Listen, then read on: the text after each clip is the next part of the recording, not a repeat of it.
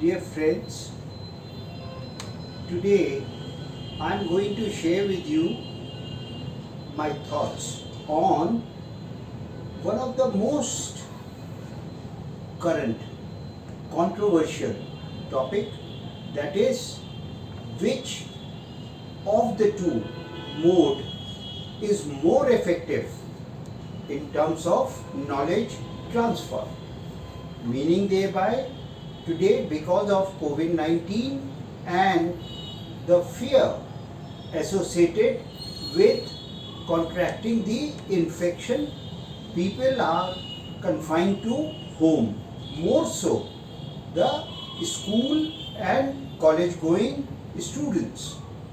Today, first of all, I want to share with you that between the two, that is classroom teaching or online teaching, there certainly are many pluses and minuses which we can talk about for both the modes. For example, online teaching is certainly very effective in terms of isolation. That means neither the students nor the teacher is exposed to other people, and thereby the chances of contracting the infections are minimized.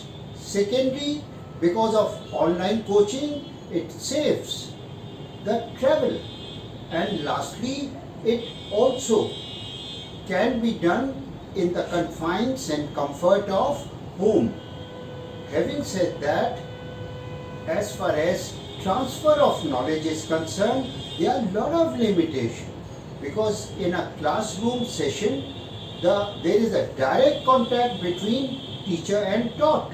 Secondly, there is a whiteboard, there is a possibility of using educational tools, there also is a possibility of sharing the graphs or pictures or even sharing the notes.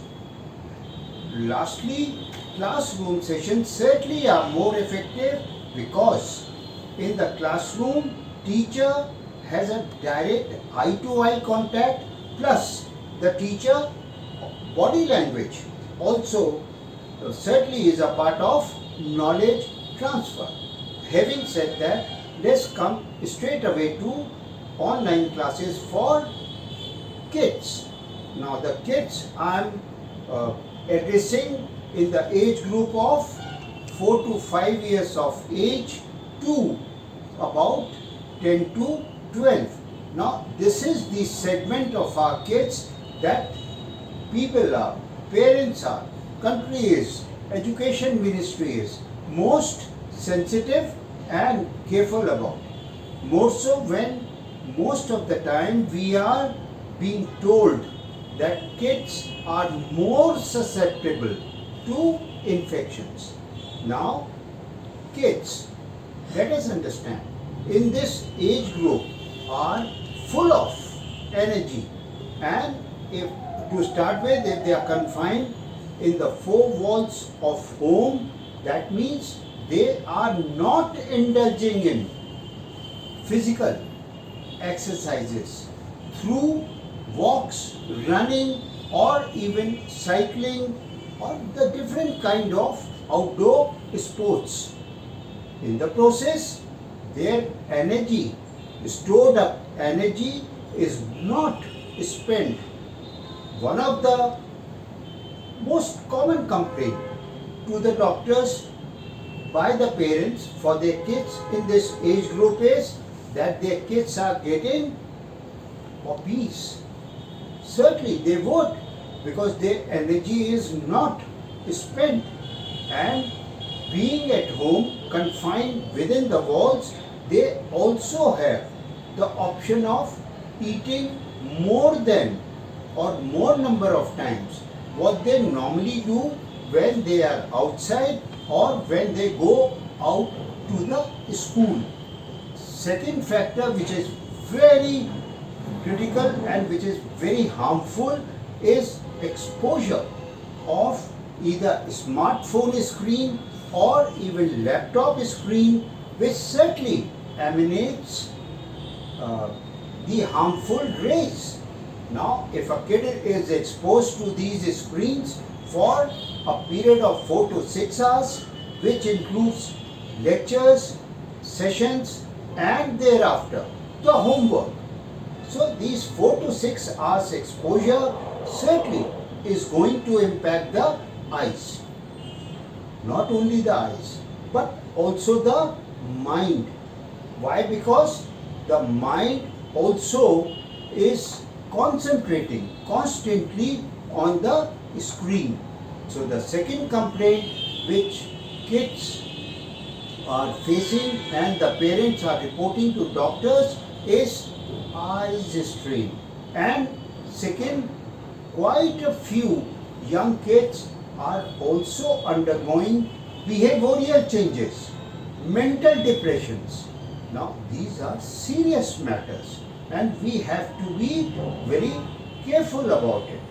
When a child is sent to school, first of all, he is mixing with his age group, meaning thereby there he is learning social etiquettes, he is also learning sharing, he is also enjoying, he is also doing physical work, and last but not the least, participating in sports. Besides classroom education, lecture transfer, knowledge transfer. So going to school has very many advantages.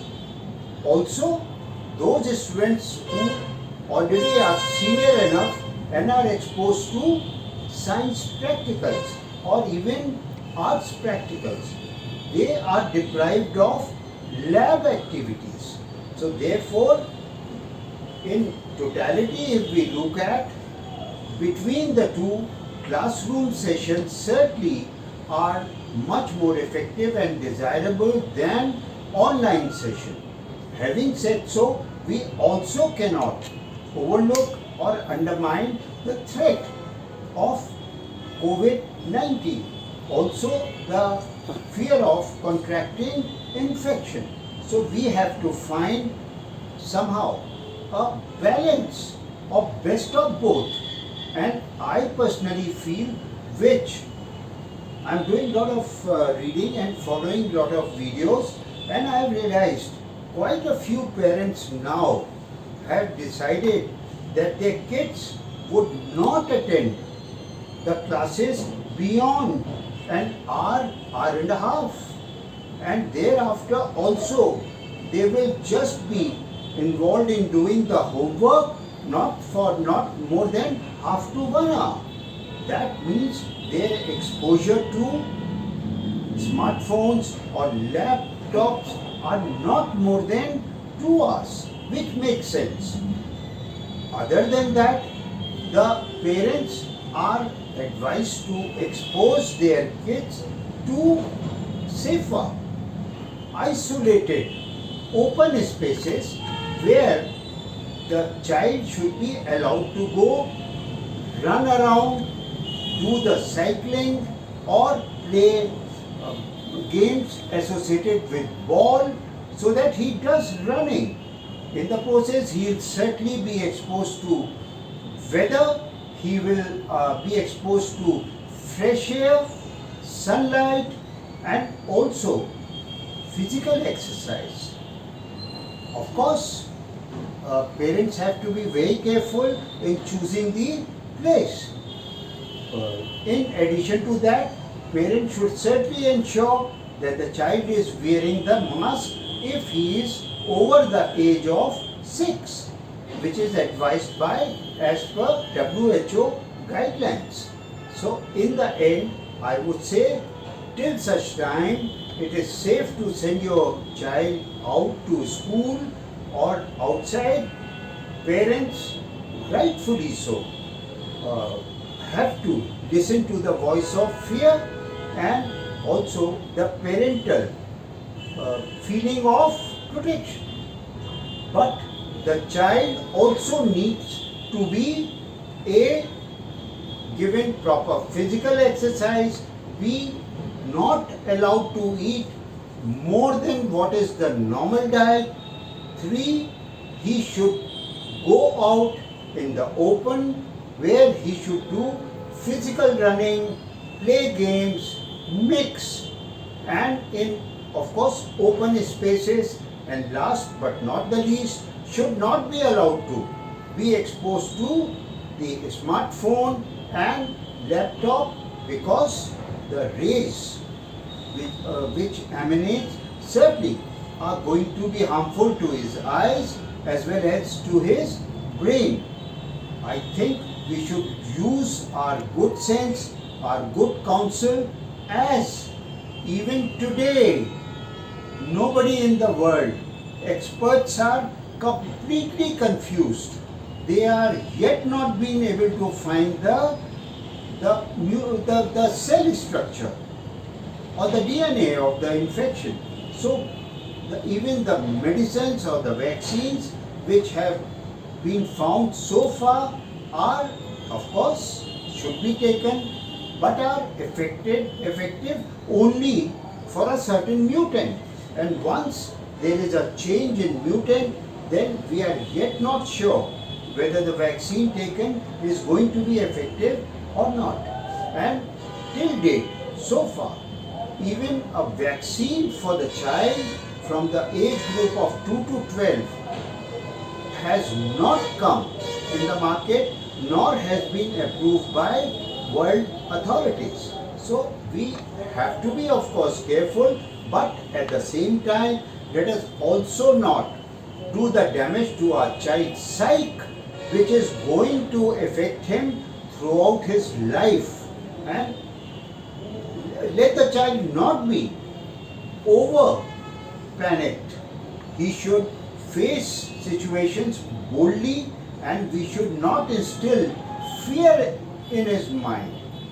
So far, I think, based on whatever information we have, this is the best course of action we can take, because COVID-19 yet has not given us enough opportunity to understand it or even take a futuristic view as to how long it is going to last.